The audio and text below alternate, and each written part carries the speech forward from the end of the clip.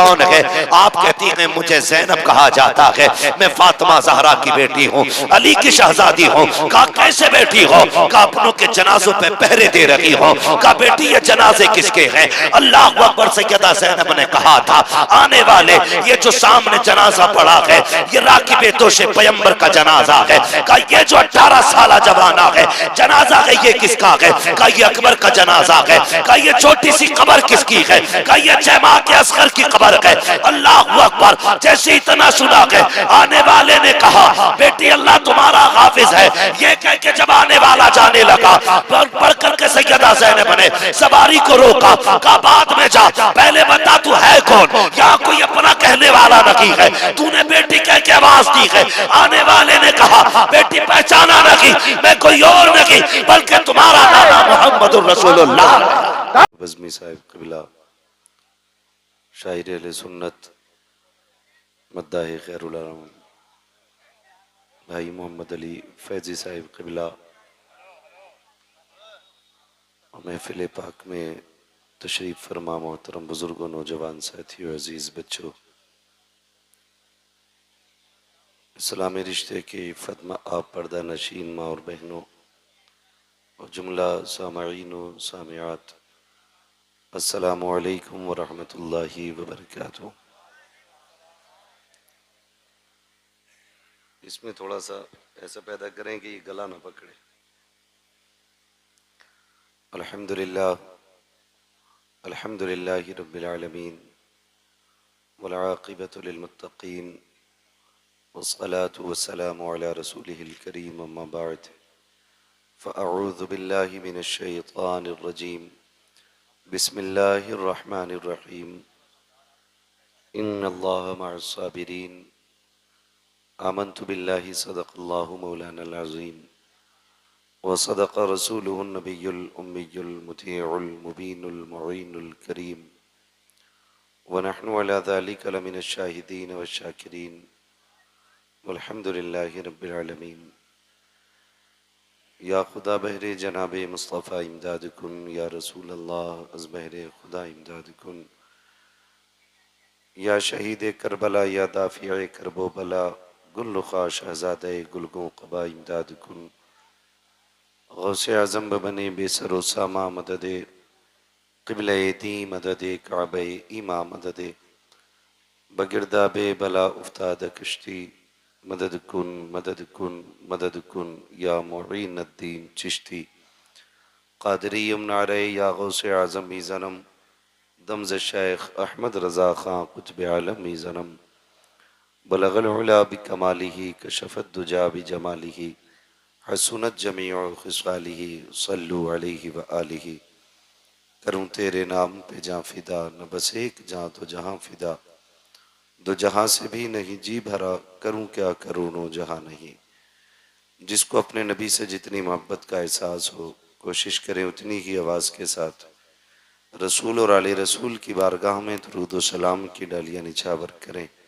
पढ़ें बावाज़े बुलंद अल्लाहुम्मा सल्ली अला सय्यदिना व शफ़ीइना व नबीना व मौलाना मुहम्मदिन बअदिल जूदी वल करम व आलिही व अस्हाबिही व बारिक व सल्लिम सलातन व सलामन अलैका या रसूलल्लाह सल्लल्लाहु तआला अलैहि वसल्लम। अज़ीज़ान मिल्लत इस्लामिया, सबसे पहले मुबारकबाद के मुस्तहिक़ हैं अरकान कमेटी, बानियान जलसा और वो तमाम अफराद जिन्होंने मेहनतें की हैं, कोशिशें की हैं और इस महफ़िल को सजाया। अल्लाह करीम सबकी कोशिशों, काविश और मेहनत को अपनी बारगाह में कबूल फ़रमाए और जितने अहबाब भी दूर दराज से इस महफ़िल पाक में तशरीफ़ लाए, अल्लाह रब्बुल इज़्ज़त सबकी हाज़िरी को अपनी बारगाह में कबूल व मकबूल फ़रमाए। अज़ीज़ान मिल्लत इस्लामिया, बड़े अच्छे और मुबारक अंदाज में भाई मोहम्मद अली फैज़ी साहब ने हमें और आपको नात मनक़बत के अशार सुनाए। अल्लाह ताला मोहम्मद अली भाई को हर तरह की आफ़त व बलियात से महफूज व मामून फ़रमाए और अपने हबीब के सदक़े में इनको उम्र ख़िज़र अता फ़रमाए। दोस्तान मोहतरम, थोड़ी देर के लिए मैं भी हाजिर खिदमत हूँ। आपसे बस इतनी सी गुजारिश है, जितनी देर सुने मोहब्बत के साथ और तवज्जो के साथ मुलाहिज़ा करें। ज़रूरी नहीं है कि 1-1.5 घंटा तकरीर हो तभी तकरीर होगी, और उससे कम हो तो फिर तकरीर नहीं है। इतनी देर इंशाअल्लाह गुफ्तगू करने की कोशिश रहेगी जितनी देर आप बर्दाश्त कर सकें, क्योंकि 1:45 बज गए हैं और बड़ी तेजी के साथ रात का हिस्सा भी गुजरता जा रहा है। आज चूंकि ये अजीम महफिल करबला के ताजदार के नाम से मंसूब है और उन्हीं के जिक्र की महफिल सजाई गई है, मैं अक्सर ये बात कहता हूँ कि अल्लाह का शुक्र अदा करें कि रब ने हमें और आपको सुन्नी बरेलवी बनाया है। और बरेलवियों का अपना मुकद्दर ये है कि उनके दामन पर न हुजूर के सहाबा की तौहीन का दाग है और न हुजूर के अहले बैत की गुस्ताखी का दाग है। बरेलवियों की ये अपनी खुशनसीबी है कि हम हुजूर के सहाबा से भी प्यार करते हैं और हुजूर के अहले बैत से भी प्यार करते हैं। यही सबक हमें बरेली के इमाम ने दिया। वो फरमाया, अहले सुन्नत का है बेड़ा पार असहाबे हुजूर, नज्म है और नाव है इतरत रसूलुल्लाह की। जन्नती वही है जिसके एक हाथ में अहले बैत का दामन, दूसरे हाथ में हुजूर के सहाबा का दामन है। बड़ी तेजी के साथ तरह तरह के फितने हमारी सफ़ों में, हमारी जमातों में दाखिल होते जा रहे हैं, जिनको हम पहचान भी नहीं पाते हैं। नौजवानों, मेरी गुजारिश है, जब तक जिंदा रहना हुजूर के सहाबा से भी वफा करनी है, हुजूर के अहले बैत से भी वफा करनी है, और दुनिया को यही पैगाम देना है, ना हम हुजूर के दर वालों को छोड़ेंगे, ना हम हुजूर के घर वालों को छोड़ेंगे। हुजूर के दर वाले भी हमारे हैं और हुजूर के घर वाले भी हमारे हैं। याद रखिएगा, अगर सहाबा को छोड़ा, क्योंकि बहुत सारी ऐसी टीमें आ रही हैं, कोई सहाबा की आड़ में अहले बैत की तौहीन कर देता है, कोई अहले बैत की आड़ लेकर के सहाबा इकराम को गाली बकना शुरू कर देता है। याद रखिएगा, नबी का अबू बकर भी बेमिसाल है, नबी का उमर भी बेमिसाल है, नबी का गनी भी बेमिसाल है, नबी का अली भी बेमिसाल है। ये हुजूर के यार हमें इसलिए प्यारे हैं क्योंकि ये हुजूर से मंसूब है,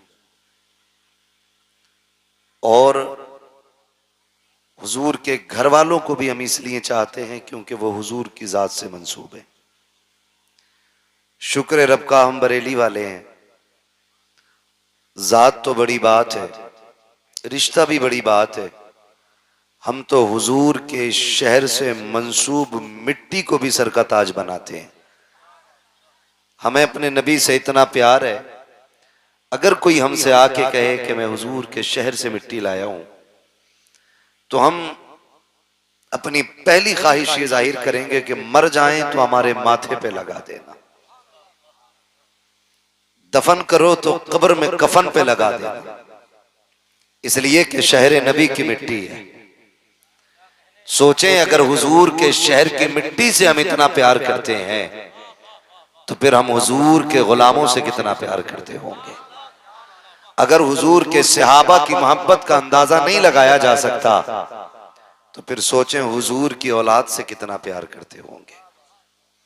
मेरे आका करीम सल्लल्लाहु तआला अलैहि वसल्लम के प्यारे दीवानों, आज ये 10 मुहर्रम शरीफ की शाम 11वीं शब आ गई है। तारीख में इस शाम को शाम गरीबा कहा जाता है। अल्लाह समझ की तौफीक अता करे, और जो मैं कह रहा हूं खुदा करे वो आप समझने लग जाएं। आज की शाम को शाम गरीबा कहा जाता है।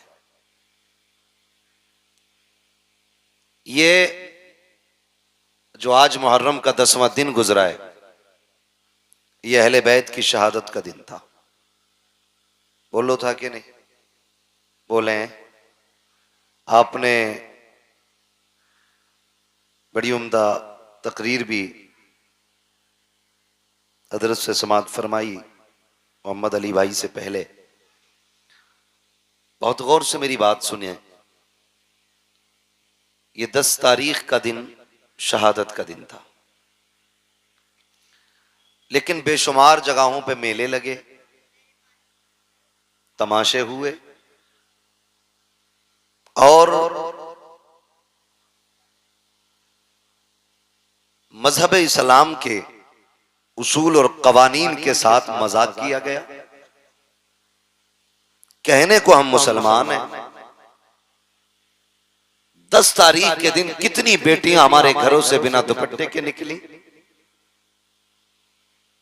कितनी बहन बेटियां बाजारों की रौनक बनी। किसी को इसका एहसास नहीं। हमने 10 तारीख को भी मेले का दिन बना दिया। बाज़ाब्ता लोग कहते हैं ये हमारे त्योहार का दिन है। ओ भाई, 10 तारीख को मुस्तफा के शहजादों ने कुर्बानियां पेश की हैं। होना तो ये चाहिए था। आज के दिन हर घर से हर दर से कुरान की तिलावत की आवाज आनी चाहिए थी। अगर मैं भी हाथ उठवा लूं ना कि कितने लोगों ने आज कुरान पढ़ा है, तो मेरे ख्याल से 50% हम में ऐसे लोग होंगे जिन्होंने कुरान नहीं पढ़ा होगा। मुझे बिला वजह की डींग मारनी नहीं आती। 50% ऐसे लोग होंगे जिन्होंने आज कुरान देखा भी नहीं होगा। पढ़ना तो बड़ी बात है। और कितनी बेटियों के सरों से दुपट्टे उतरे, कितने घरों की इज्जत नीलाम हुई, ये एक अलग मसला है। जोहर असर मगरिब इशा में कितनी भीड़ मस्जिदों में थी, ये एक अलग मसला है। मेरी कौम के नौजवानों, जरूरी है कि हम करबला वालों का पैगाम भी याद रखें। जो उन्होंने सबक दिया उम्मत को, वो भी हमें याद रखना बहुत ज्यादा जरूरी है। अल्लाह भला करे उन लोगों का जिन्होंने आज के दिन भी सबील के बड़े बड़े स्टॉल लगाए, उन लोगों को पानी पिलाया। उनके पानी पिलाने से लग रहा था कि ये आज जो लंगर चल रहा है, ये गुलाम ये बताना चाहते हैं कि कल जब तुम नहरे फुरात पे काबिज थे तो तुमने नबी के बेटों को पानी नहीं दिया। आज जब पानी हमारे हाथ में है तो हम सिर्फ अपने नहीं बल्कि गैरों को भी पकड़ पकड़ के पानी पिला रहे हैं। जिस तरह आपने सबील पे गौर किया, लंगर पे गौर किया, काश उतना ही हमने कुरान पे भी ध्यान लगाया होता। जब 10वीं शब आई थी और यजीदी हमला करने के लिए तैयार थे, तब मेरे इमाम ने कहा था एक रात की मोहलत दें। उन्होंने ये समझा शायद ये तलवारें तेज करेंगे, एक रात का मौका मांग रहे हैं, निशाने दुरुस्त करेंगे, रात भर प्रैक्टिस करेंगे, तब जाके सुबह जंग लड़ेंगे। लेकिन तारीख गवाह है, करबला की मिट्टी गवाह है, एक एक जर्रा गवाह है करबला शरीफ का, कि जब इजाजत और मोहलत मांगी ना, मेरे इबाब ने आपने रात के 2 हिस्से किए। एक हिस्से में नमाज को रखा, दूसरे हिस्से में तिलावत को रखा। सब ये हिसाब लगा रहे थे कि तलवारों की तैयारी होगी, लेकिन अल्लाह वाले तो जन्नत की तैयारियां कर रहे थे। जन्नत की तैयारियां कर रहे थे। और तैयारियां भी कैसी? पानी नहीं था, तयम्मुम है, जबान सूखी है। मोहम्मद अली भाई कारी हैं और बहुत अच्छे कारी हैं। मैं कहता हूं कभी नात के बाद इनसे कुरान भी सुना करो। कई इनामी मुकाबले जीते इन्होंने कुरान में, बहुत उम्दा कारी भी मोहम्मद अली भाई। कभी इनसे सुने कुरान आप, लेकिन हमने सिर्फ नात सुनी है तो सिर्फ नात सुनते। अगर कुरान एक बार सुन लिया इंशाअल्लाह फिर कुरान सुनने के आदी हो जाएंगे। मेरा कहने का मतलब यह, अगर आज का कोई अच्छी आवाज वाला कारी किसी महफिल में बैठ के कुरान पढ़ दे तो हवाएं थम थम के कुरान सुने, परिंदे उड़ना छोड़ करके कुरान सुनने लग जाएं। सोच तो सही, जब करबला में नबी का बेटा कुरान पढ़ता होगा तब उस लहजे की खुशबू कैसी होगी, क्या रंग आता होगा उस जमीन पर। मुअर्रिखीन ने लिखा है कि एक खेमे में कुरान पढ़ा जा रहा था, आज एक एक घर से कुरान उठ गया है। बुरा मत मानिएगा, एक एक घर से कुरान उठ गया है। अगर घर के अंदर 4 बंदे हैं तो 6 मोबाइल तो हैं, 3 नहीं है। 4 के पास 6 मोबाइल है, 3 नहीं है, लेकिन कुरान एक ही है, एक ही है। उसमें भी पढ़ने का नंबर नहीं आ रहा है। 2-2 महीने हो गए कोई कुरान खोलने वाला ही नहीं, कोई कुरान पढ़ने वाला ही नहीं। मेरे इमाम अपने खेमे के अंदर है, हर खेमे में कुरान की तिलावत हो रही है। हुसैन की शहजादी सैयदा सकीना आई, कहने लगी बाबा क्या मैं कुरान नहीं पढ़ूंगी? मेरे इमाम ने कहा बेटी आओ तुम्हें हम कुरान पढ़ाते। मैं उस बच्ची की बात कर रहा हूं जिसकी उम्र में भी इख्तिलाफ है। बाज ने 4.25 साल लिखा है, बाज ने 7 साल उम्र लिखी है। अगर 7 साल भी मान दो तो ये वो छोटी बच्ची थी जो काफिले में सबसे छोटी थी, लेकिन इसको भी शौक हुआ कुरान पढ़ने का, इसको भी शौक हुआ कुरान पढ़ने का। उन्होंने कुरान की पाबंदी की, फजर तक कुरान पढ़ा, फजर की नमाज अदा हुई। फजर की नमाज के बाद फिर जब आमिर इब्ने साद की जानिब से जंग का आगाज हुआ, यके बाद दीगरे जाने जाती रही। जब जानों की कुर्बानियां होती रही, याद रखिएगा हुसैन के साथ में मुस्तफा के 9 सहाबा भी आए थे। कितने सहाबा बोले? कितने? 9 सहाबा। कितने? जोर से कितने? 9 सहाबा भी मुस्तफा के थे, लेकिन उनकी मोहब्बतों को सलाम सहाबा इकराम ने उस वक्त तक खानदाने नबुव्वत के किसी फर्द को जाने नहीं दिया जब तक अपनी जानों की कुर्बानियां पेश नहीं कर दी। जब जानिसार जाने लुटा चुके फिर अहले बैत थार की बारी आई, फिर अहले बैत थार की बारी आई। उनमें भी आप देखें कई बार आएंगी जमातें, टीमें आएंगी, कहने लगी हजरत अली को उनसे इख्तिलाफ, हजरत उमर को उनसे इख्तिलाफ, अबू बकर सिद्दीक को वो नहीं मानते, उमर को वो नहीं मानते। आप खुद फैसला करें। मेरे इल्म के मुताबिक मैदान करबला में हजरत अली के 6 बेटे मौजूद थे। कितने? 6। जोर से कितने? और बोले कितने? 6 बेटे हजरत अली के मौजूद थे। जो बताना चाहता हूं वो ये बात है कि उनमें एक बेटे का नाम अबू बकर इब्ने अली है, दूसरे बेटे का नाम उमर इब्ने अली है, तीसरे बेटे का नाम उस्मान इब्ने अली है। अब मुझे एक बात बताओ, अगर मुझे आपसे नफरत है तो मैं आपके बेटे के नाम पे अपने बेटे का नाम रखूंगा? आप रखोगे?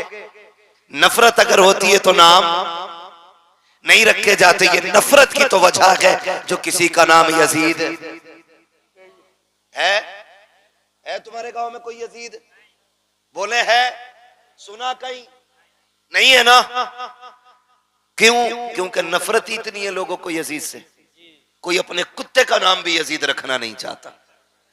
और हर घर में झांक के देखो, हर घर में एक हुसैन जरूर मिलेगा। वाह वाह वाह वाह। हर घर के अंदर एक हुसैन मिलेगा, एक एक घर में कई कई हुसैन मिलेंगे। वजह क्या है? वजह यह है कि उनकी मोहब्बत का चिराग दिल में जल रहा है। सुभान अल्लाह। दिल में जल रहा है। इनके दरमियान मोहब्बत थी तभी तो नाम रखे गए, तभी तो नाम रखे गए। और मैं तो चैलेंज करता हूं राफजियों की उन नाजायज औलादों को कि जो कहते हैं ये आपस में मुख्तलिफ थे, अलग थे। तारीख का ये बाब उठा करके देखो, जब अली के निकाह की बारी आई है तो रिश्ते का मशवरा देने वाला उमर है, और जिसने निकाह में जगेज दिया है उस जात को सिद्दीक अकबर कहा जाता है। जिसने निकाह का खर्चा उठाया उस जात को उस्मान गनी कहा जाता है। नारे तकबीर, नारे रिसालत, अज़मते अहले बैत, अज़मते सहाबा। वाह वाह वाह वाह, क्या बात। इनमें तो इतना प्यार था, वाह, इनमें इतना प्यार है। और ये जिसकी ना असल का पता ना नस्ल का पता, ये झगड़े बता रहा है। शर्म आनी चाहिए, गैरत आनी चाहिए। मैं इसीलिए कहता हूं शुक्र है मेरे रब का, शुक्र है मेरे रब का कि रब ने हमें बरेलवी बनाया है। बोले सुभान अल्लाह। सारे बरेलवियों से मेरी गुजारिश है, शुक्र है रब का कि रब ने हमें बरेलवी बनाया है। और मैंने पहले ही कही कि बरेलवियों का दामन न अहले बैत की तौहीन से दागदार है, न हुजूर के सहाबा की तौहीन से दागदार है। यके बाद दीगर शहादतें होती नहीं, यहां तक के फिर अहले बैत अतहार की बारी आई, अली के घर के शहजादों की बारी आई, अकबर, कासिम, अब्बास, सोनो, मोहम्मद, यके बाद दीगर शहीद होते रहे। फिर ताजदारे शहादत, शहीदों का इमाम, मेरा इमाम, इमाम अली मकाम मैदान करबला गए, अपनी भी जान का नजराना पेश किया। और आपने पूछा मालिक बता तू राजी है कि नहीं। आवाज आई या अय्यतुहन नफ्सुल मुतमइन्ना इरजिई इला रब्बिकी रादियतम मर्दिया फदखुली फी इबादी वदखुली जन्नती। अल्लाहु अकबर। शहादत इमाम हो गई। याद रखिएगा कि जहां से भाई का सब्र मुकम्मल होता है वहां से बहन के सब्र का आगाज होता है। ये करबला शरीफ है, बहुत गौर फरमाइएगा। ये आज वाली शाम आई, आज वाली शाम। उन्हें क्या पता जो मेलों को आबाद करते हैं कि नबी के घर पे क्या गुजरी है। वो क्या जाने जो आज के दिन को भी तमाशे का दिन बनाए हुए हैं। उन्हें क्या पता। जानते हो जब शाम आई शहादतें हो गई, फिर अहले बैत अतहार के खेमे लूटे गए। जब खेमे लूटे गए, जो बचे कुचे खेमे थे आग लगाई गई। लेकिन तारीख गवाह है, खुदा की कसम खेमे जल रहे थे लेकिन सैयदा ज़ैनब के सर की चादर नहीं उतरी थी। चादर सैयदा ज़ैनब के सर की नहीं उतरी थी। यहां तक मुअर्रिखीन ने लिखा है आधा खेमा जल चुका है, आधे का कपड़ा पड़ा है। उधर हजरत ज़ैनब ने अपने वजूद को उस कपड़े के आड़ में छुपा रखा है कि घर जले तो जल जाए लेकिन अहले बैत के घर की चादर सर से नहीं सरकनी चाहिए। जरा ये चीजें ज़हन में रखें। फिर क्या किया गया? उन यजीदियों ने कौन सा सितम न किया। बड़े सितम किए गए, लूटा गया खेमों को। मेरा हुसैन मोहताज नहीं था, गरीब नहीं था। जब करबला शरीफ गए थे तो 42 ऊंटों पे तो करबला वालों का सामान गया था। 42 ऊंटों पे रखा गया सामान था।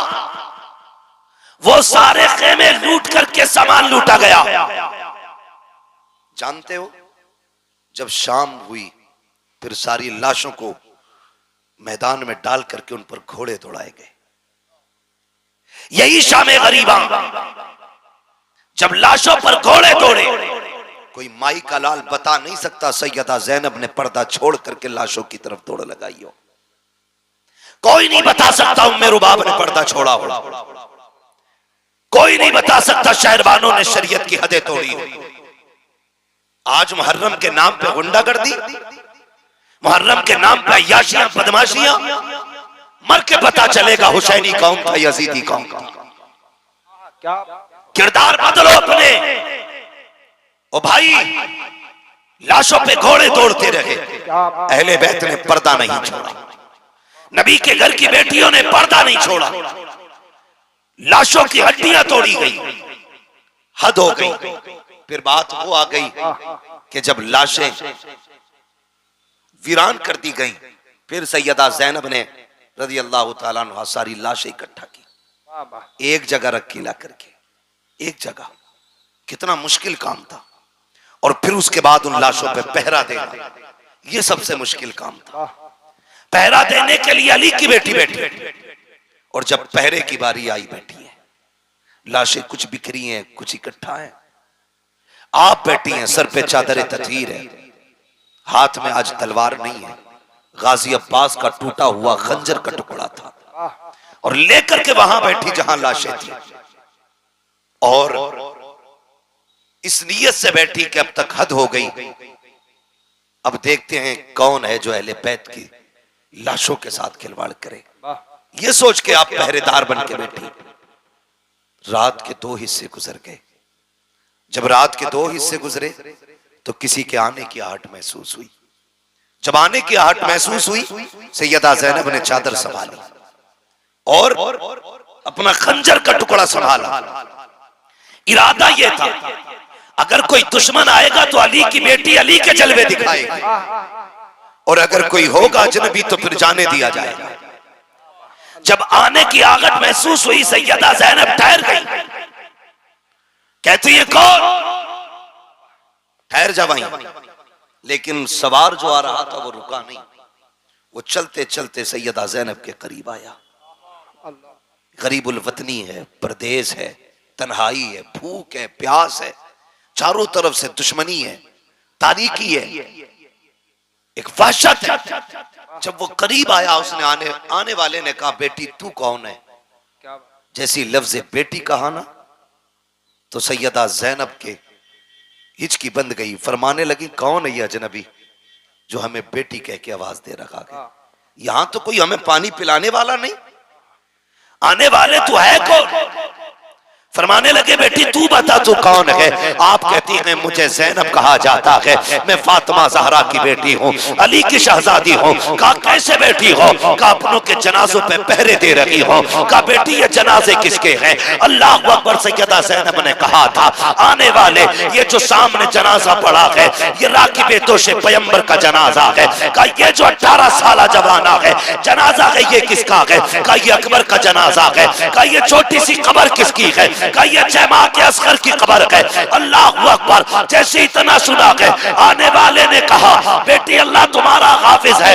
ये कह के जब आने वाला जाने लगा, बढ़ करके सैयदा ज़ैनब ने सवारी को रोका। कहा बाद में जा, पहले बता तू है कौन? यहाँ कोई अपना कहने वाला नहीं है, तूने बेटी कह के आवाज दी है।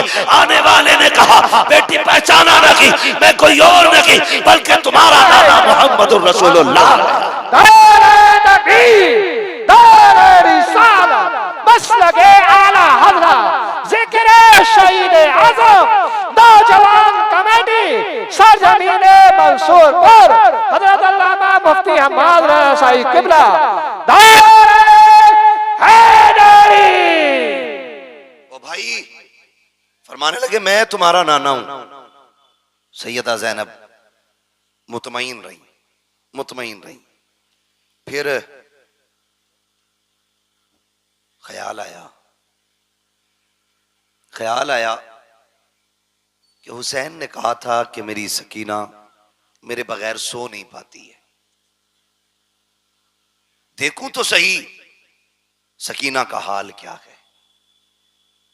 फिर ख्याल आया, अगर मैं यहां से उठ के चली गई तो पता नहीं जनाजों का क्या करें ये लोग। इसी शशोपंज में रात के 3 हिस्से गुजर गए। फिर एक साया नजर आया। आप फिर संभल के बैठी, और वो साया किसी मर्द का नहीं, एक औरत का साया था। करीब आई, उसने आकर के पानी का प्याला पेश किया। सैयदा पानी पी लीजिए। आपने फरमाया, हमें इस पानी से नफरत हो गई है, ले जाओ, हमें नहीं पीना है पानी। खातून ने कहा, मुझे हुर की बीवी कहा जाता है, मेरे शोहर ने गर्दन कटा करके अपनी गुलामी का हक अदा कर दिया, मेहरबानी करें मुझसे पानी कबूल कर लें। जब इतनी बात कही, सैयदा ज़ैनब ने कहा, सुनो, जिनके 18 साल के शहजादे प्यासे चले गए हो, उन्हें पानी कैसे अच्छा लगेगा? जाओ ले जाओ ये पानी। लेकिन वो खातून जानती थी, सैयद को अगर खातून जन्नत का वास्ता दो तो वो कभी टाला नहीं करते। उन्होंने कहा आपको आपकी अम्मी का वास्ता, ये पानी कबूल फरमा ले। आपने पानी लिया, उठी, ख्याल आया मेरी सकीना सबसे ज्यादा प्यासी है, सकीना सबसे ज्यादा प्यासी है। ये सोच करके आप खेमे में आई। जब खेमे में आके देखा तो हजरत सकीना नहीं थी। आवाज दी सकीना सकीना, पता नहीं चला। फिर खेमे से बाहर निकली, ख्याल आया कहीं यजीदियों ने बच्ची को उठा तो नहीं लिया, कहीं सितम करके कत्ल तो नहीं कर दिया। ये यजीदी है, इनसे कुछ भी उम्मीद की जा सकती है सिवाय भलाई की उम्मीद के। ये सोच करके बेकरार होके पलटी, बाहर आवाज दी सकीना, तो जहां मक्तल में लाशें पड़े थे वहां से हल्की सी आवाज आई, पुपी यहां आओ। मैं यहां हूं। अल्लाह अकबर, कहीं जाके देखा तो जहां मेरे हुसैन का लाशा था वहां सैयदा सकीना ने पैरों पे सर रख के लेटी हुई है, पैरों पे सर रख के। बाप बेटी का रिश्ता अलग होता है। आप भी परदेश जाते हो, खुदा की कसम बेटियां अगर छोटी होती हैं उस वक्त तक नहीं सोती हैं जब तक बाप के सीने पे सर रखने जगह ना मिल जाए। ये हुसैन की सकीना फरमाती कि मैं गई बाबा के पैरों पे सर, मैंने हाथ पकड़ा, बेटी यहां कैसे आ गई? कहा पूरी रात को नींद नहीं आ रही थी। मैंने कहा अब्बा तेरी बेटी को नींद नहीं आ रही है, आके सुला दीजिए। कहा मैंने इतना कहा था, इतने में मक्तल से आवाज आई, बेटी यहाँ आ मैं तुझे सुला दूं। कहती बेटी लाशों पे घोड़े दौड़ चुके हैं, किसी लाश की पहचान नहीं हो रही है, तुझे कैसे पता चला कि ये तेरे बाप का लाशा है? हजरत सकीना ने कहा था मैं इसी ढेर पे आई, इसी जगह पे आई, मैंने आके सारी लाशों को देखा, सब एक जैसी लाशें नजर आई। मैंने कहा अब्बा कहाँ हो? कहा फूफी इसी लाश के बाजू उठे थे, इसी ने हाथ उठा के कहा था आ बेटी मेरी सीने से लग जा। कहा बेटी फिर पैर से क्यों लेटी? कहा मेरे बाप के सीने पे इतने जख्म थे कि सर रखते हुए दुख हो रहा था, अगर मैं सीने पे सर रख देती मेरे बाप को तकलीफ हो जाती। एक पैर के तलवे ऐसे थे जहां पे जख्म नहीं था, इसलिए मैंने सर रखा सो गई। कहा बेटी आओ तो सही, खेमे में लेके आई है। कहा फूफी बात क्या है? कहा लो बेटी 3 दिन की प्यास है, पानी पी लीजिए। अब मेरे घर हुसैन के घर की तरबियत देखें। सैयदा सकीना कहती है फूफी जान प्यास तो आपको भी लगी है, आपकी भी 3 दिन की प्यास है, ये पानी आपने क्यों नहीं पिया? हजरत ज़ैनब कहती है ए सकीना जिन घर के बच्चे प्यासे होते हैं उस घर के बड़े पानी नहीं पिया करते हैं। इतना सुनना था, हजरत सकीना ने प्याला हाथ में लिया और दौड़ लगाई मक्तल की तरफ। हजरत ज़ैनब ने कहा था सकीना कहाँ जा रही हो? कहा फूफी अभी आपने कहा था जिस घर के बच्चे प्यासे होते हैं उस घर के बड़े नहीं पीते हैं। कहा भी मुझसे छोटा मेरा असगर प्यासा है, ये पानी पहले उसे पिलाया जाएगा। ये कह के दौड़ लगाई, ठोकर लगी, पानी गिर जाता है, आवाज आती है सलामुन अला सब्र सकीना, सलामुन अला सब्र अहले बैत मोहम्मद। नबी के घर वालों तुम्हारे सब्र को सलाम हो, हुसैन की सकीना तेरी जुर्रत और हिम्मत को सलाम।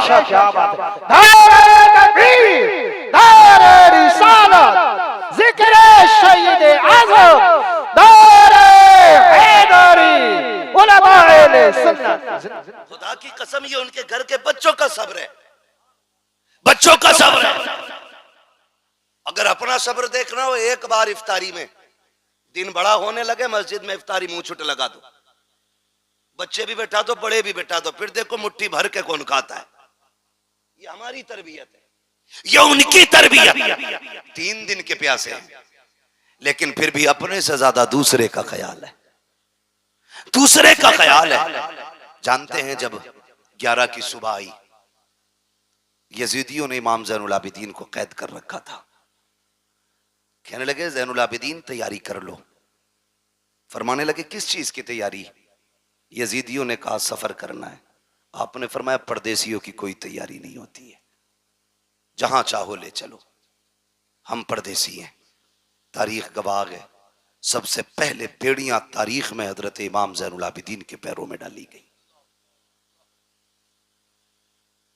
गले में तोक पैरों में बेड़ियां। और जब तोक डाल करके चलाया गया तो इतना वजनी तोक था कि उसके वजन से आप इतने झुक के चल रहे थे जैसे नमाजी रुकू में रहता है। ये कंडीशन थी। लेकिन नबी के घर वालों तुम्हारी हिम्मत को सलाम। और पीछे से चंद कुत्तों की ड्यूटी थी कोड़े बरसाने की, कोड़े बरसाने की। जब आप कैदी बन के चले और एक चौक से काफिला गुजरने लगा तो किसी ने देखा यार ये तो बेकसूर लग रहे हैं, इनके चेहरे का नूर बता रहा है ये बेकसूर कैदी है। उसने आगे बढ़ के कहा बेकसूर कैदी मेरे हक में दुआ कर दे। जानते इमाम ज़ैनुल आबिदीन ने हाथ उठाए और फरमाया खुदा तुझे किसी मुसलमान का कैदी ना बनाए। जब इतनी बात कही वो तड़प गया, जनाब ये क्या बात कह रहे हैं आप? फरमाने लगे ये बहुत अच्छी दुआ है। कहने लगा क्यों? आपने अपनी कमीज उठाई, पूरी कमर खून से तर थी, खून से तर थी। कहा ये क्या है? कहा ये जो मुसलमान कैदी बना के ला रहे हैं ना हमें, ये उनका सितम है। कहा ये कोड़े क्यों मार रहे हैं? कहा परदेसी हूं, मुसाफिर हूं, थका हुआ हूं, अपनों की लाशें देखी है, भूखे प्यास से चला नहीं जाता। कहा फिर बैठ क्यों नहीं जाता? कहा अगर मैं बैठ गया तो फिर जिम्मेदारियां करबला में रह जाएंगी, ये जिम्मेदारियां मुझे नाना के मदीने तक पहुंचानी है। अल्लाह अकबर। लोग कुछ भी कहें, जो चाहे वो सोचे, लेकिन खुदा की कसम हम चैलेंज के साथ कहते हैं करबला में भी हाकिम हमारा हुसैन था, कूफे में भी हाकिम हमारा ही हुसैन, पावर में हमारा ही हुसैन था। ये कान खोल के सुने। ये अलग बात है कि ये सितम हुए, ये जुल्म हुए, लेकिन मेरे हुसैन ने सब्र का दामन नहीं छोड़ा, दामन नहीं छोड़ा। ये काफिला चला, जानते हो 64 औरतें, 26 बच्चे, 72 नेजों पे 72 सर। तरतीब क्या दी गई? तरतीब यह दी गई कि सबसे आगे शहीदों के सर थे, उनके पीछे इमाम ज़ैनुल आबिदीन थे, उनके पीछे सैयदा ज़ैनब थी, बाकी फिर खवातीन जो कैदी बनाई गई थी, और सबसे पीछे हजरत सकीना की सवारी थी। इस तरतीब से काफिले को ले जाया जाता है। आज हैरत हो रही है भाई, हैरत हो रही है। आज सुन्नी बरेलवी कहलाने वाले लोग ढोलक पे उतर आए। पढ़े तारीख के इस बात को भी कि वो जो सारे शहीदों के सर चल रहे थे, उनसे भी आगे यजीदी लोग ढोल लेके चल रहे थे, और वो आगे आगे ढोल बजा के कह रहे थे हुसैन को हमने शहीद कर दिया, कत्ल कर दिया, माज़अल्लाह, फतह हमारी हुई है, इसलिए ढोल बजाए जा रहे थे। जानते हो जब एक चौक से एक बस्ती से काफिला गुजरने वाला था तो दूर से ढोल की आवाज आ रही थी। एक नाबीना खड़ा था, उसके साथ एक बच्चा था, वो नाबीना भीख मांग रहा था। जब ढोल की आवाज सुनी तो उसने अपने बच्चे से कहा लगता है बारात कोई बड़ी है। जब बारात बड़ी है तो फिर दूल्हा भी बड़ा होगा। कहा अब्बा कहना क्या चाह रहे हो? कहा बेटे देख जरा बारात कैसे लोगों की। तो सबसे आगे जब ढोलों को आते देखा, सर्क पर्क के कपड़े, बेहतरीन खूबसूरत लिबासों में, नए नए कपड़ों में ढोल वाले देखे।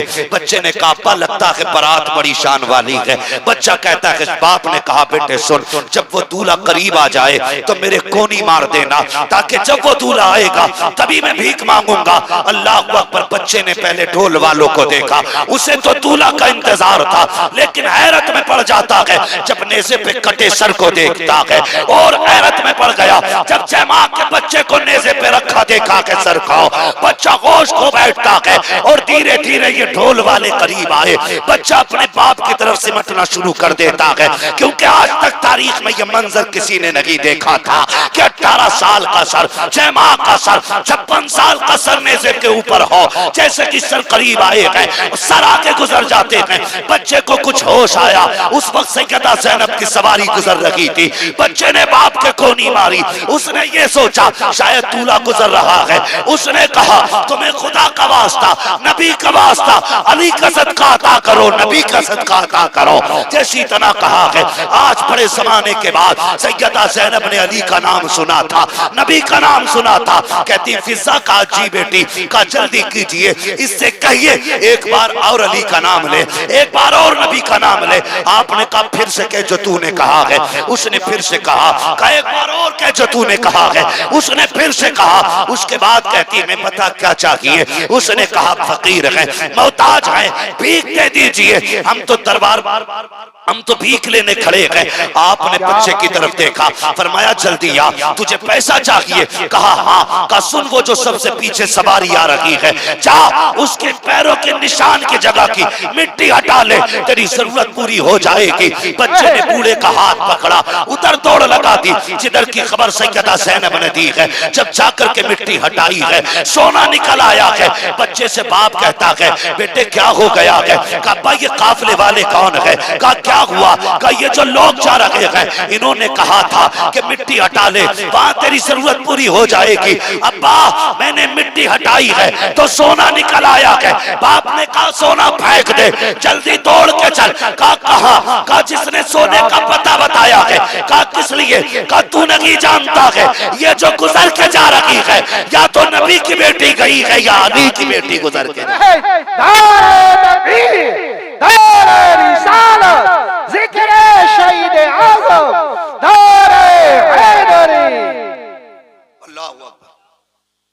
फरमाने लगी। उस बूढ़े ने कहा सुन, या तो ये नबी की बेटी गुजर के गई है या अली की बेटी गुजर के गई है। खुदा की कसम इन्हें मजबूर कहते, इन्हें कमजोर समझते। गलती ना करना, बातें बहुत सारी है मगर तवज्जो करें। इस बात को आखिरी बात समझ के सुन लें। तवज्जो है, जरा कह दें या हुसैन। जितने लोग सुन रहे हैं सारे बस वही बोलें वाह हुसैन, और जोर से बोलें वाह हुसैन। हाँ सुने बहुत गौर से। हम हाय हुसैन वाले नहीं, हम वाह हुसैन वाले लोग हैं। तवज्जो करें। ये काफिला चला, काफिला चलते चलते एक जंगल से गुजर रहा था। जंगल से जब काफिला गुजरने लगा तो एक खातून अपनी गोद में दुपट्टे में गठरी में कुछ छुपाए खड़ी थी। ये यजीदी फौजी, दौलत के कुत्ते, ये आगे आगे चल रहे।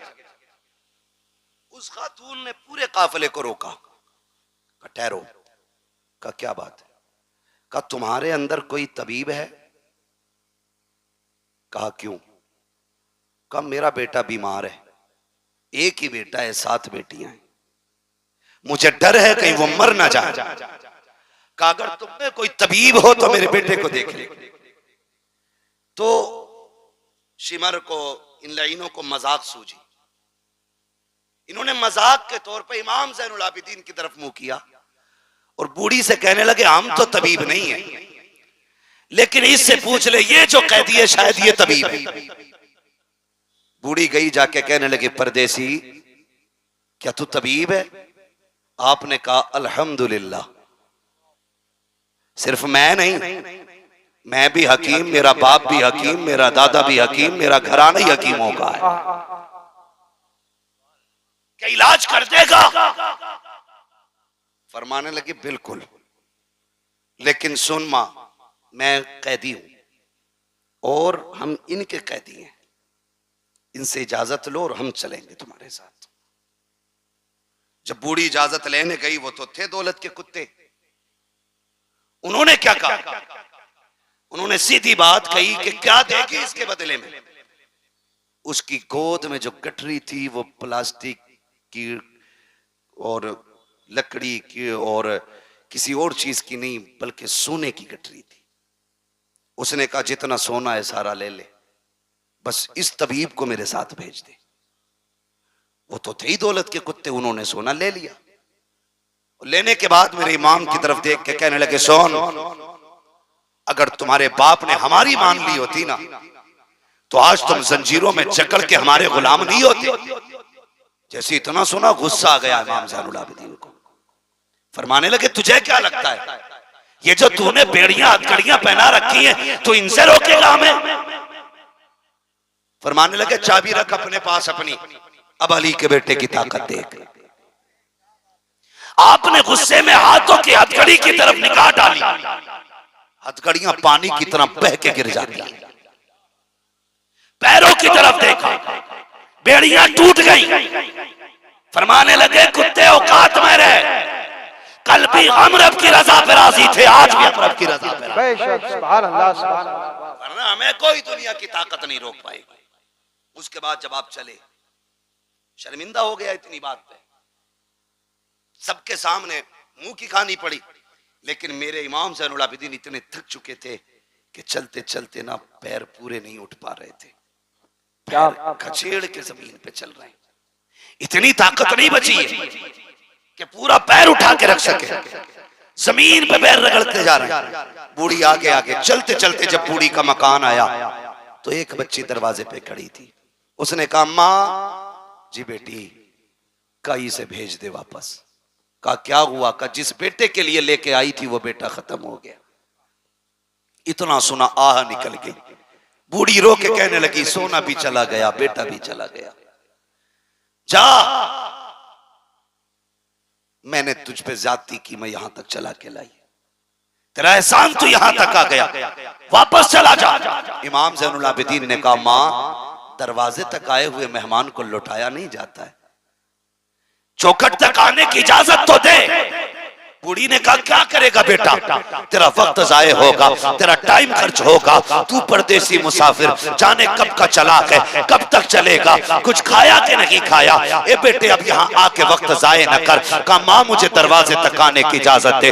इमाम ज़ैनुल आबिदीन को इजाजत मिली। आप जैसी घर के अंदर कदम रखते हैं क्या देखते हैं, दो बहनें बैठी हुई हैं, एक सर की तरफ बैठी है, दूसरी पैरों की तरफ बैठी है, दो जवान के ऊपर कपड़ा पड़ा है। एक कहती है भैया बड़ी हसरतें तेरे साथ थी, तू हमारा इकलौता भाई था, आपने चंद जुमले सुने रो देते हैं। एक बच्ची देख के कहती है भाई हमारा गया है, तू क्यों रो रहा है? उसने ये कहा जब मैंने तुम्हारे भाई को देखा तो मुझे सुगरा के अकबर की याद आ गई है, मुझे तुम्हारे सूरत को देख के अपनी मदीने वाली बहन की याद आई है। आप ये कहते हैं और उसके बाद आगे बढ़ते हैं। उस नौजवान के ऊपर से चादर उड़ाई और हटाने के बाद कहते हैं नौजवान उठ, बहनों को रुलाया नहीं जाता है, बहनों को हंसाया जाता है। इतना कहा नौजवान उठ के बैठ जाता है। आपने जैसी नौजवान को उठाया है माँ कहती है अरे बेटे ये कैसे हो गया? कहा बेटे ये बता, माँ ये तो बता तेरी गोद में सोना कितना था? कहा 7 बेटियों का जेवर था। कहा जल्दी कर, जितना सोना था उतनी मिट्टी लेके आ। पूरी मिट्टी लेके आई है। मेरे इमाम ने यूं हाथ लगाया है, सारी मिट्टी को सोना बना दिया है। उसके बाद कहते हैं माँ बता क्या कमी रह गई है? बेटा भी मिल गया है, सोना भी मिल गया है। ये कह के पलटने लगे। बूढ़ी ने दौड़ के कदम पकड़े, कहो शहजादे जरा ठहर तो सही, अरे रुक तो जरा, बता तो सही तू है कौन, कहाँ का रहने वाला है, बता ये शाने कहाँ से लेके आया है, ये रुतबे कहाँ से मिले हैं? आप कहते अम्मा ये ना पूछ, अब मुझे जाने दे। बूढ़ी कहती बता ना बेटे क्या मामला है? कहा वो बता बेटे वो 72 नेजों पे सर किसके थे? आपने कहा उसमें कुछ सर मेरे घर वालों के हैं, मेरे चचा के हैं, मेरे भाइयों के हैं, मेरे बाप का भी सर उसमें है, मेरे भाइयों के सर भी उसमें है। कहा बेटे एक बात समझ में नहीं आई, तूने मेरा एक जिंदा कर दिया, अपने 72 जिंदा ना कर सका, क्या राज है इसमें? आप कहते माँ मेरी मजबूरी है, अगर मजबूरी ना होती तो जैसे तेरा एक जिंदा हुआ है वैसे मेरे 72 भी जिंदा हो जाते। आपने जैसी इतना कहा। बूढ़ी कहती बेटे समझ में नहीं आया। कहा माँ सुने यहाँ समझ में नहीं आएगा, वहां चल जहां नेजों पे सर है, सारी चीजें समझ में आ जाएंगी। बूढ़ी फिर वापस आई है। कहा बेटे अब बताना, मेरा इमाम उस नेजे के पास आया जिस नेजे पे इमाम अली मकाम का सर रखा हुआ है। आप बाप के सर के पीछे खड़े हुए और कहते हैं अब्बा जी वो कुरान पढ़ के सुनाओ जो करबला से यहाँ तक पढ़ के सुनाया है, फिर से वो तिलावत सुनाओ जो करबला से यहाँ तक सुनाई है। मुअर्रिखीन ने लिखा है कि सरे हुसैन नेज़े पे खुद घूमा, रुख हुआ ज़ैनुल आबिदीन की तरफ और सूरह रहमान की तिलावत शुरू हो जाती है। सूरह रहमान की तिलावत मेरे इमाम के सर ने की है। आप कहते अम्मा अब कुछ समझ में आया कि नहीं? माँ कहती मैं नहीं समझी। मेरा इमाम कहता है ए माँ, जिंदा वो किए जाते हैं जो मर जाया करते हैं, जो पहले से जिंदा होते हैं वो जिंदा नहीं किए जाते। जिक्र शहीद आलम सरजमीने मंसूरपुर नौजवान कमेटी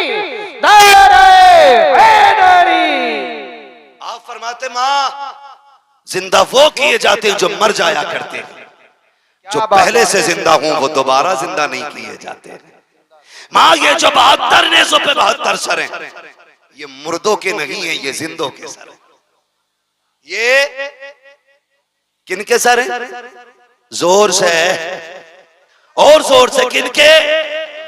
जिंदों के सर हैं। इनको अपनी औलाद का भी पता है, इनको हालात का भी पता है, इनको दौर का भी पता है। अल्लाह सलामत रखे आप लोगों को। ओ भाई, ये करबला शरीफ का सफर पूरा 12 मुहर्रम से शुरू हुआ, 12 मुहर्रम से शुरू हुआ और 27 रमजान को मुकम्मल हुआ है। कितना? 12 को शुरू हुआ, 27 को मुकम्मल हुआ। आप गिनती लगा लें, गिनती जोड़ेंगे लगभग 9 महीने लगेंगे। कितने? बोलें जोर से और जोर से। 9 माह मुकम्मल सफर लगे। जानते हो अली की बेटी की जुर्रत देखे, 9 महीने सफर किया है, पैदल सफर किया है, सफर करके भी आई है, कुरान पढ़ती भी आई है। जब सफर मुकम्मल मदीने में जाके हुआ और इमाम ज़ैनुल आबिदीन का बाजू पकड़ के कहा ज़ैनुल आबिदीन ये क्या आ गया? फूफी आपको भी मालूम है ना, ये तो नाना का मज़ार है। का बेटे पता तो है लेकिन तुझसे भी कहलवाना। कहा फूफी ये नाना का मज़ार है। फिर आपने रुख किया करबला की तरफ, कहा हुसैन गवाह रहना, मैंने तेरी अमानत को हिफाजत के साथ हुजूर के मदीने तक पहुंचा दिया। बेशक हुजूर के मदीने तक पहुंचाया। 9 महीने सफर किया, पैदल सफर किया। लेकिन जानते हो इस 9 महीने में सैयदा ज़ैनब ने 72 कुरान मुकम्मल किए थे। कितने? जोर से कितने? 72 कुरान अली की बेटी ने पढ़े। कि आज हमारी बेटियों ने 72 आयतें पढ़ी हैं, कुरान के 72 कलमे ही पढ़े, 72 हर्फ ही पढ़ लेती। वो भाई अपने घरों के अंदर जाके ये सब काम करो।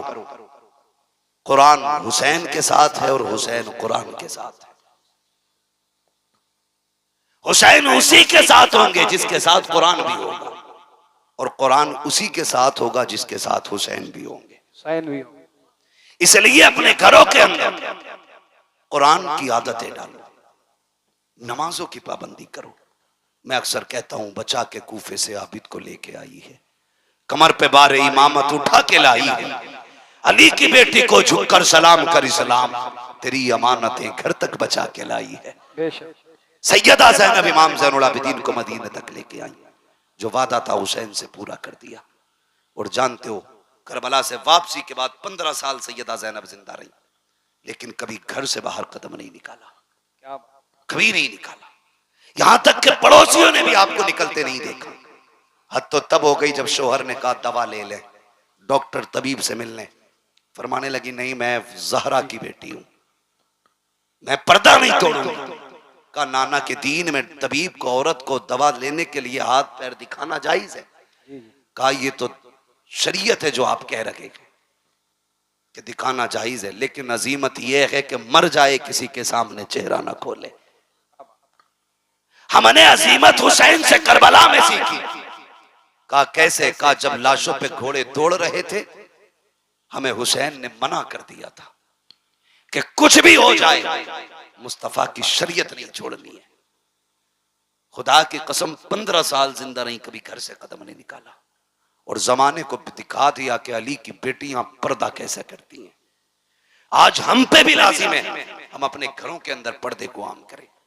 खुदा की कसम, अगर किसी भाई की कोशिश से बहन पर्दे वाली हो गई, बाप की कोशिश से बेटी पर्दे वाली हो गई, शोहर की कोशिश से बीवी पर्दे वाली हो गई, तो अगर ये जन्नत में जाएगी, अल्लाह बाप को, भाई को, शोहर को, तीनों को भी जन्नत अता फरमाएगा। जरूरी यह है कि हम शरीयत को आम करें, मुस्तफा जाने रहमत के दीन को मजबूती से पकड़ें।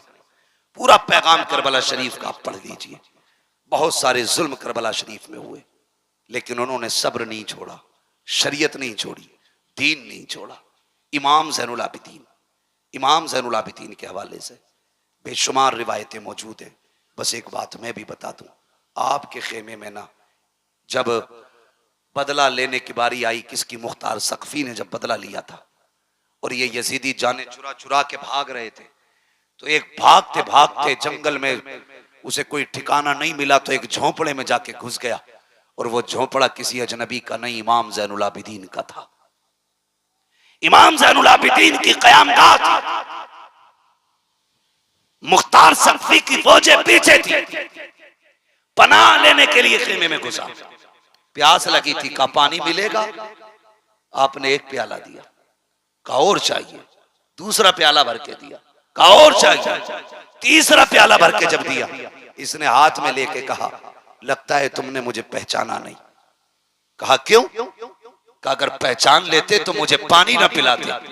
मेरे इमाम ज़ैनुल आबिदीन की आंख में आंसू आ गए, फरमाने लगे, कैसी बातें करता है, अपने बाप के कातिल को कोई भूल सकता है? क्या मैं तेरे चेहरे को भूल जाऊंगा? क्या तू वो शिमर नहीं है जिसने मेरे बाप के गले पे खंजर चलाया था? तू वही तो कुत्ता है। कहा फिर मुझे पानी क्यों पिलाया? हमने तो तुम्हारे ऊपर नहरे फुरात के पैरे सख्त कर दिए थे, तुम पानी पिला रहे हो। फरमाने लगे, सुन, कल हम तुम्हारे मेहमान बने थे, आज तू हमारा मेहमान बना है। जो तुमने किया वो तुम्हारा दस्तूर था, जो हम कर रखे हैं ये नबी के घर वालों का दस्तूर। ओ भाई, कोई वफा, मोहब्बत, ताकत कोई सीखे तो अली के बेटों से।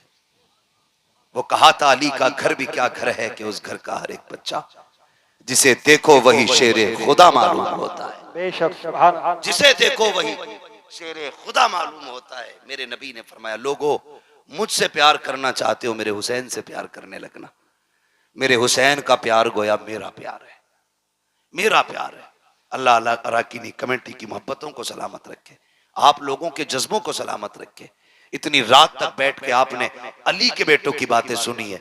जब कयामत में कोई किसी की सुनने वाला नहीं होगा, इंशाअल्लाह हम गुनाहगारों की सुनने के लिए हुसैन आ जाएंगे, हुसैन आएंगे। वो कहा था ना, आ गए कब्र में भी छुड़वाने, दर्द कितना है उम्मती के लिए। ओ भाई, हम उनसे वफा करें जो जमाने से वफा करते हैं। अल्लाह ताला हमें करबला वालों की खैरात अता फरमाए, हमें अहले बैत का सदका अता फरमाए। अल्लाह हम सबको ज़हरा के लालों का सदका अता करे, मौला अली के पालों का सदका अता करे, मुस्तफ़ा जान रहमत के नौनिहालों का सदका अता करे। फरमाया गया, इन्नल्लाह मअस-साबिरीन, अल्लाह सब्र करने वालों के साथ है।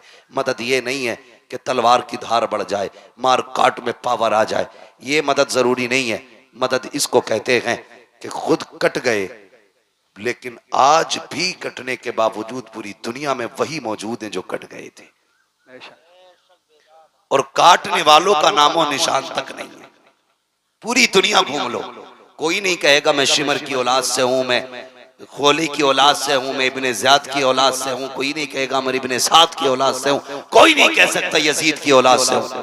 दुनिया घूम के आओ, खुदा की कसम। कोई कहेगा मैं इमाम जाफर की औलाद से हूं, कोई कहेगा इमाम बाकिर की औलाद से हूं, कोई कहेगा मूसा काजिम की औलाद से हूं। अली के घर की नस्ल आज भी जमाने में है, और खुदा की कसम सुबह क़यामत तक रहेगी, सुबह क़यामत तक रहेगी। और इसी नस्ल के बारे में मेरे इमाम ने कहा था, तेरी नस्ल पाक में है बच्चा बच्चा नूर का, तू है ऐने नूर तेरा सब घराना तेरा। आखिर में सुस्ती क्यों आ रही है? तू है ऐने नूर तेरा सब घराना। आखिर में भी देखो ड्यूटी और हाजिरी वैसी लगनी चाहिए जैसी शुरू में लगी थी, ताकि फरिश्ते जाके बताएं, मौला जैसे शुरू में सुन रहे थे वैसा आखिर तक सुनाए। तेरी नस्ल पाक में है बच्चा बच्चा नूर कर तू है ऐने नूर, तेरा सब घराना नूर कर नूर का। बस जो हुए अगलात उनको माफ फरमाए रब्बे कायनात। जिंदगी ने दिया साथ, फिर होगी मुलाकात। चमन रहा फूल खिलेंगे, जिंदगी रही फिर मिलेंगे। मुसाफिर हैं हम भी, मुसाफिर हो तुम भी, किसी मोड़ पर फिर मुलाकात होगी। फकीरान आए सदा कर चले, सदा खुश रहो ये दुआ कर चले। सारे लोग कलमा शरीफ पढ़ लीजिए, ला इलाहा इल्लल्लाहु मुहम्मदुर रसूलुल्लाह, अस्तगफिरुल्लाह रब्बी मिन कुल्ली। मुफ्ती साहब 2 शेर